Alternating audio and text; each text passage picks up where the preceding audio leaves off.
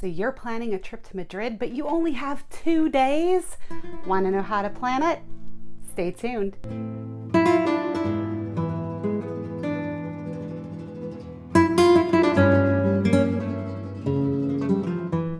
So I recently came back from Madrid and I only had 2 days there, and I want to share with you how I was able to maximize my time and see as many of the sites as possible in this awesome city. Welcome to the Travel and Cheese Head. I'm Michelle, and on this channel I share travel planning tips, vlogs, reviews, and recommendations from places around the world. And in today's video, we're going to talk all about Madrid and planning 2 full days so you can get the biggest bang out of your buck. Madrid in 2 days sounds overwhelming. It's a major capital city. How is this possible? Well, the good news is I've done the planning for you. So you wake up on day 1, where are you going to go? Great way to start is to go to El Retiro Park. It's a great way to kind of start your journey on a more relaxed path because you're jet lagged. You just got in last night and you don't need a huge day of hustle and bustle. So start with Grand Vía Park, but you want to get there a little bit early. Now I'm going to tell you why. You're going to take the train from wherever you are at over to Retiro, exit, get off the metro, and you're right at the park exit. Once you start wandering through, you're going to discover so many cool places along the way. Now, the first place you're going to want to beeline to is the Crystal Palace. You want to get there before the crowd so you can get some great pictures. It's hidden in the back of the park, so you are going to have to kind of hike there first, but it's well worth it. There's usually exhibitions going on inside, so you can also take some time to enjoy the art exposition that is probably set up during your visit. Next, you want to head over to the giant pond. I don't know the full name of it, but I'll put it in the link below.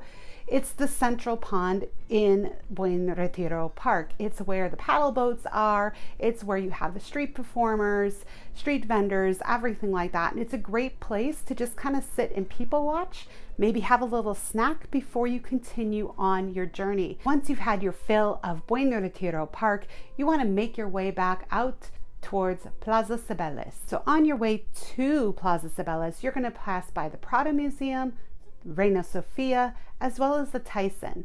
Now, I have some tips for you on those later in the video, so make sure you stay tuned. Once you're in Plaza Cibeles, you can't miss it. This is a huge, bustling intersection. It's a roundabout basically, but it's massively huge, and it's kind of the start of Grand Vía.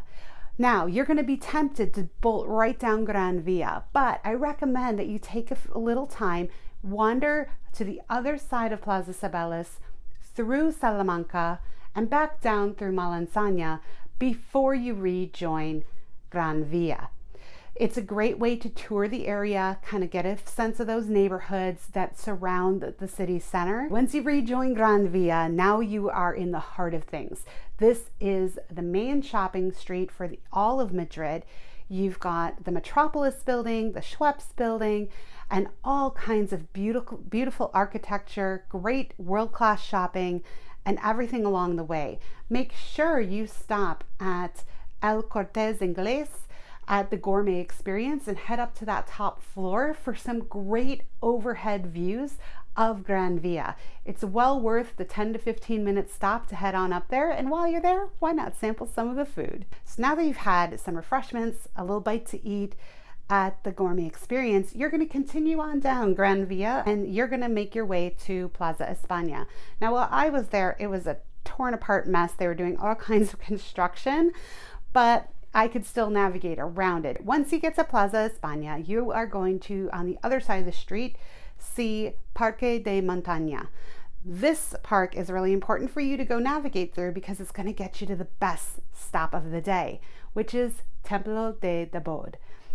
This will put your timing right about sunset. So you want to make sure that your timing is about right. If not, take some more time to eat, take some more time shopping. But once you start knowing that it's going to be about sunset, you want to head over, and this is where you want to see your sunset over Madrid. The Templo is beautiful. It is an ancient Egyptian temple that was moved stone by stone and donated from the Egyptian people to the people of Spain. and set here on top of this mountain. It's a beautiful, beautiful place to watch the sunset over the city. And the best pictures of that monument, of that temple, are going to be at sunset. It doesn't make sense to go any other time of day. All right, now that you've seen the sunset, now you're probably starving, you're famished. If your accommodations are nearby, I recommend you go back, freshen up, and get ready to head out for the evening. All right, once you're all freshened up and ready to go, I recommend stopping by Sanganes. This is a perfect time to stop there because it's off peak. Find the chocolate place.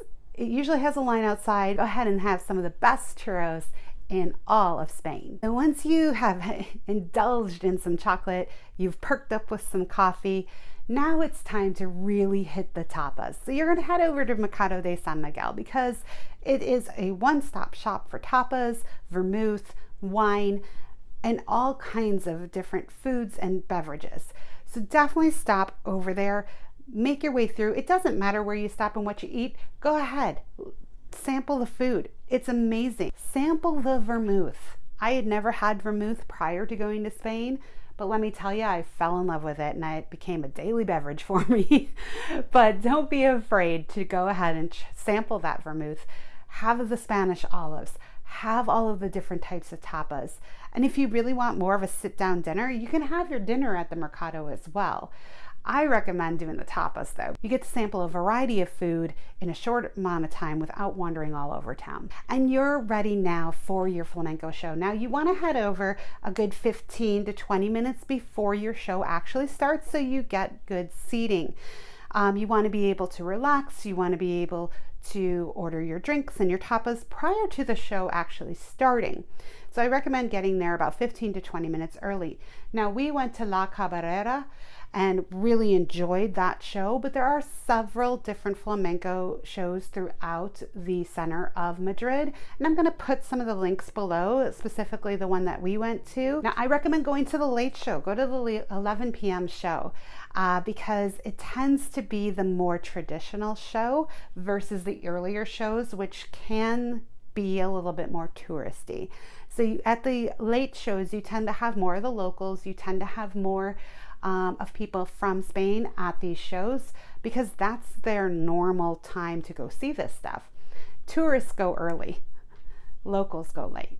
And once you have enjoyed all of that culture in that flamenco show, you can end your evening by wandering the lovely streets of Madrid.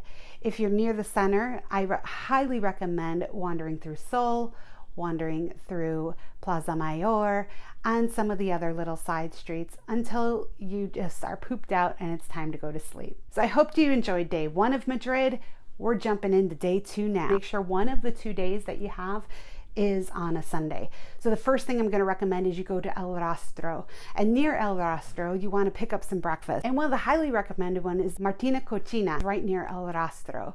El Rastro is the largest flea market in all of Europe, so you need to go there, but it's only from Sunday from 9 to 3. So you will, after being up all night, you're going to need to get up a little bit early on the second day so you can go have your breakfast and go enjoy the market. Now I recommend spending a good amount of time at the market because it's huge. It's usually very crowded and it's a few blocks long. So it's going to take you a while to wander through exploring the stalls, but this is where your souvenir shopping is going to happen, to be honest.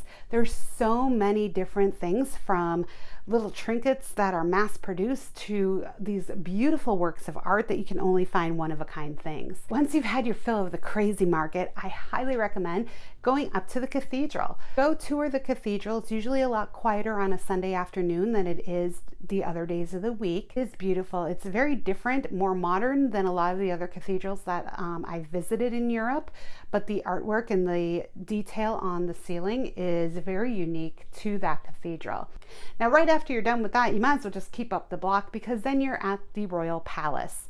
Now, you can go inside and visit the Royal Palace. I'll post the link below for the hours, times, and costs. But for us, we just explored it from the outside. To the plaza, we took pictures from outside the fence, and we toured around the other side. So once you've had your fill of the Royal Palace, now you can head up to the Sabatini Gardens. This is the perfect time now for your afternoon siesta. The Sabatini Gardens are just on the other side of the Royal Palace as you make your way up the street.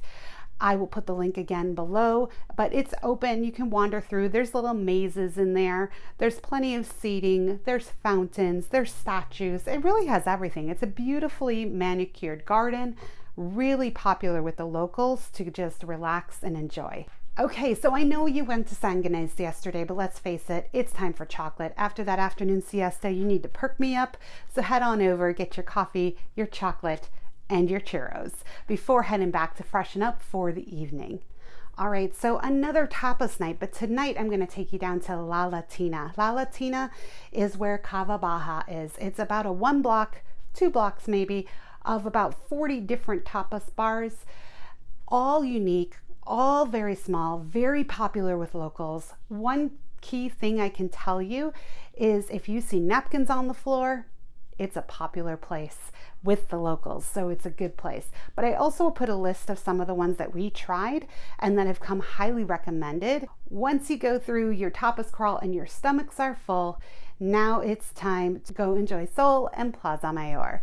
When you go to Sol, the one thing you're going to want to locate is Kilometro Cero. It is the center of all of Madrid roads in all of Spain start from. It starts there and then they branch out throughout the entire country. So kind of a cool, unique little spot right in the center of Puerto de Sol. Another thing in Sol that you're going to want to look for is the bear with the strawberry tree. This is the symbol of Madrid. It is part of the city's coat of arms. So this will wrap up your 2 days in Madrid. Now, if you end up with some other time, I have some other bonus suggestions for you.